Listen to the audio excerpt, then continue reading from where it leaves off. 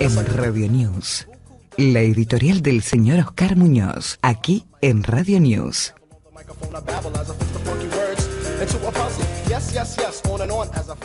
Indudablemente se termina un año duro, al menos para los ciudadanos de a pie no militantes de Santa Cruz, que esperamos en vano de alguna forma cobrar simplemente jubilaciones de su sueldo en un día razonable o tener alguna mejora. Y creo que comienza otro difícil, pero vamos a decir con esperanzas. Durante los años de la presidencia de los Kirchner sucedieron cosas muy malas. Y cuando algún distraído se pregunta por qué llegamos hasta aquí, basta con mirar con lo que ocurre en Santa Cruz, que es un gran cajero automático de sueldos y paga la mayoría de esos sueldos por debajo de la pobreza, y de jubilados que tienen los sueldos congelados hace años. Termina el tercer año del gobierno de Alicia Kirchner y no ha logrado ninguna gestión de gobierno exitosa. Por el contrario, terminaron de destruir la educación, la seguridad, y movilizaron la justicia haciéndola caer en lo más bajo de la historia de la provincia. No investigan nada y cuando intervienen lo hacen mal, tarde y en forma desprolija. Y la salud, no quiero ser excesivamente duro con la odontóloga que actúa como ministro, pero aquellos que vimos morir a familiares amados, tragados por el sistema deficiente del Hospital Regional de Río Gallegos y la Caja de Servicios Sociales, donde todo está sostenido con tela adhesiva de mala calidad, puedo asegurar que hablamos con conocimiento y dolor en el alma. Días atrás hizo algunas declaraciones muy feas. Digo feas para no usar otro término. Esta persona que está a cargo del Ministerio de Salud de la provincia y utilizó la cadena del ánimo y la alegría para denostar supuestamente a los que hacemos crítica del área. Entonces creo que merecía dirigirse a ella en forma particular. Entonces pensé, usted ministra de Salud de Santa Cruz no tiene derecho a decir que hablamos desde la desinformación. Usted nos tiene que pedir a los que tuvimos que retirar de la morgue a nuestros afectos, que parecía que era el único camino final para recorrer, que estamos equivocados. Usted, señora ministra de Salud de Santa Cruz, debe pedir disculpas públicamente por hablar como militante y no como responsable del deplorable sistema de salud de la provincia de Santa Cruz, que hace años se hunde cada día una vez más. Usted no tiene ningún derecho a tratarnos como si fuéramos pibes, por solo ser ministro, a los que usted corrige cuando les place o les molesta la crítica. Le pido que si le queda aún algo de honor profesional, respete a los muertos y a los enfermitos que vagan, porque por la ineptitud del sistema de salud, ahí están, vagando. Por eso le pido, no vuelva a hablar en los términos que lo hizo. Dejando atrás el área de salud que creo que de alguna u otra forma todos conocemos. Estamos descubriendo cada día que estos 12 años de nepotismo, de cleptocracia, de coimas, de robos, de corrupción desde el mismo Estado, es una enfermedad muy difícil de erradicar. Y en Santa Cruz lo sufrimos y seguramente en el 2019 seguirá el tormento a la democracia con la ley de lemas. Con lo cual difícilmente Santa Cruz tendrá cura. Y ellos, el ex Frente para la Victoria, la Cámpora y Colina, son la causa. Jamás pueden ser un remedio para esta enfermedad, que es la corrupción desde el mismo manejo del Estado. Según datos del titular de la consultora Orlando Ferreres, 19.075.211 personas reciben algún tipo de pago por parte del sector público a nivel nacional, provincial y municipal. Esta cifra representa el 42,9% de la población total. Es decir, casi el 43% de los argentinos reciben un cheque por parte del Estado. En el 2019 esta estructura no se va a tocar porque es un año electoral. No obstante, si ganara Mauricio Macri, va a tener que sí iniciar un momento duro porque le va a tocar este ajuste que hasta ahora se venía postergando, pero que en 2020 no va a poder seguir esperando, ni habrá ningún atisbo de gradualismo que lo pueda contener. Ahora, si por alguna confluencia estelar llegara a ganar nuevamente Cristina Fernández, el caos, el aislamiento nos puede llevar a lugares desconocidos por los argentinos. Ahí sí deberíamos dejar de reír cuando debamos hacer fila para comprar papel higiénico o 1 kilo de carne. Se termina un año duro y comienza otro más difícil. La selectividad de los recuerdos puede provocar enormes ciénagas, aun cuando la historia sea muy reciente. La brusquedad de Néstor Kirchner quedó sumergida por las maneras todavía más brutales de su sucesora. Hablamos de Cristina Fernández. A la muerte del expresidente en octubre del 2010, la política negociadora y el poder ejecutivo avasallante invirtieron por completo sus roles. La era Kirchner, en la última instancia, era la que negociaba Néstor Kirchner. Y la era Cristina Fernández, la que apelaba al vamos por todo. Esto lo escribió en un análisis el periodista Sergio Supo. También vale recordar que la promesa de cambio de la personalidad de Cristina Fernández luego del duelo fingido fue decir que venía la sintonía fina. Se sumó a la táctica con la que fue candidata a senadora hace tiempo atrás en las elecciones, es decir, el silencio. Salvo alguna aparición espaciada y breve, se mantuvo lejos de los atriles y reacia a contestar preguntas incómodas. Como el teniente general Juan Domingo Perón, Cristina Fernández utiliza el viejo refrán castellano que enseña con una dosis de cinismo: que otro vendrá, que bueno me hará. No es difícil encontrar la intención de establecer un criterio de victimización similar y basado en situaciones dibujadas. Esa analogía consiste en vincular al general Perón en el exilio con Cristina Fernández haciendo el sacrificio de callarse mientras que está en Calafate. La persigue, dice ella, supuestamente Cambiemos y el propio Macri, como suele poner Cristina Fernández en sus tweets, algo tan descabellado como realmente incierto.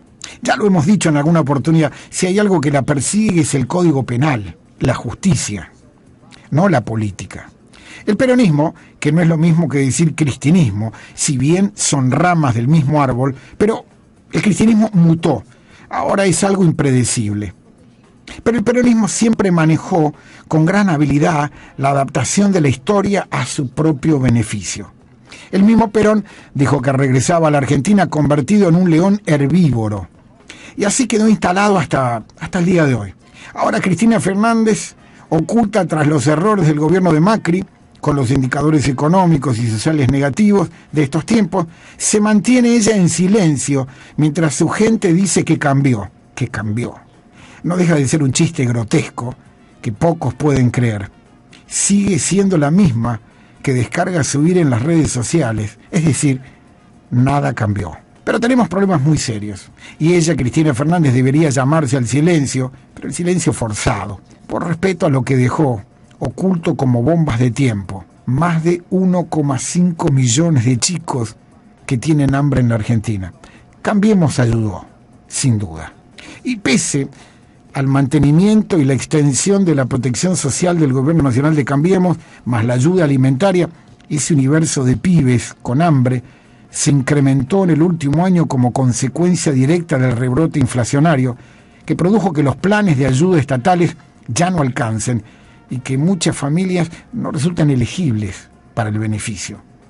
Y entonces esos programas caigan, y entonces caigan así en la pobreza. El informe de avance 2018 del Observatorio de la Deuda Social de la Infancia de la Universidad Católica Argentina, que se difundió en estas horas, estimó que el porcentaje de niños y adolescentes en hogares en el que se experimentó hambre durante los últimos 12 meses, es decir, la denominada inseguridad alimentaria severa, pasó de 9,6 a 13%, un aumento de 3,4 puntos. Por otro lado, la proporción de niños y adolescentes en hogares que experimentan inseguridad alimentaria, es decir, dificultad para acceder a los alimentos en cantidad y calidad por problemas económicos, pasó de 21,7 a 29,3, un aumento de 7,6 puntos porcentuales en tan solo un año. Todo indica que en la actualidad hay casi 3,5 millones de chicos con este problema. Hace un año atrás venían de la herencia 2,6 millones. Las cifras son de terror. Por eso algunas conductas tan mediocres como su personalidad, es decir, cuando Cristina Fernández apuesta a que todo estalle por el aire, está despreciando y restando la importancia a esos millones de chicos pobres que se agudizarán y les costará salir mucho. Por eso es tan difícil llegar a acuerdos básicos en la Argentina de hoy. Claramente es difícil, si no imposible, sentarse a una mesa con el ex Frente para la Victoria, la izquierda Filo K y otros sectores del PJ que amparan y cubren a Cristina Fernández en el Senado. Porque uno de los requisitos sería eliminar a los corruptos para luego avanzar en líneas básicas de una república de consenso y acuerdos políticos, pero sin ladrones ni personajes impunes de la justicia. El que las hace las tiene que pagar con cárcel. Sin justicia no hay república posible. Sin democracia no puede haber libertad. Sin libertad no podremos salir adelante jamás. Sin comprender esto, seguiremos en la grieta profunda. Esa grieta que cada mediocre con su propia idea la cultiva, mientras el resto pasa hambre, es pobre y se le cortan las posibilidades de crecer. Seré franco, no soy muy apegado a realizar balances. El bingo, para usar la alegoría de la única industria que creció en Santa Cruz en las últimas décadas, ya está concluido. Como siempre, solo ganó el que lo organizó y negoció. El resto, unos pocos sonrieron. Cierto es que podríamos haber corrido mejor suerte, los ciudadanos de a pie. Las cosas podrían haber resultado de un modo diferente, pero ya no hay mucho que se pueda cambiar en los días hábiles que quedan para que termine el año. Los sueldos impagos, los aguinaldos tan ansiados de los que se carecen noticias, el comentado y ansiado bono que nunca llegó, es demasiado tarde ya para lágrimas.